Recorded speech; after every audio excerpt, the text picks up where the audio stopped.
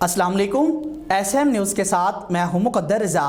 S M news studio میں خوش آمدید۔ خبروں کا سلسلہ بڑھاتے ہوئے ہبشان کرتے ہیں پتوں کی سے سابقہ وزیر اعظم پاکستان اور پیپلز پارٹی کے رہنما راجہ پرویز اشرف نے کہا ہے کہ حکومت کا پیش کردہ بجٹ عوام دوست نہیں بلکہ امیروں کا بجٹ ہے اور پیپلز پارٹی پارلیمنٹ میں بھرپور آواز اٹھا کر اپنا کردار ادا کرے گی۔ اسی حوالے سے مزید اپڈیٹ کر رہے ہیں ایس ایم نیوز کے بیورو چیف شاہد ندیم جٹ۔ جی شاہد، آگاہ کیجیے گا اس حوالے سے۔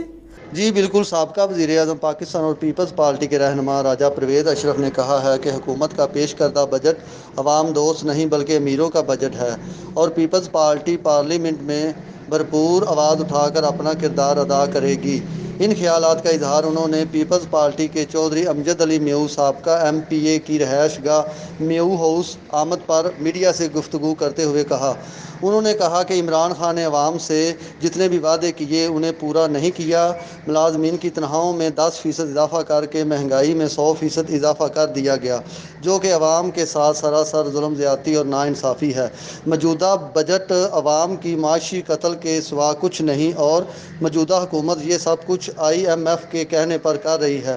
سابقہ وزیر اعظم پاکستان راجہ پرویز اشرف پیپلز پارٹی کے چودھری امجد علی میو سابقہ MPA کی سیاست خدمات پر انہیں زبردست خراج تحسین پیش کیا۔ جی بہت شکریہ شاہد ندیم، تفصیلات سے آگاہ کرنے کے لیے۔ اب تک کے لیے اتنا ہی۔ مزید خبروں کے لیے دیکھتے رہیے ایس ایم نیوز۔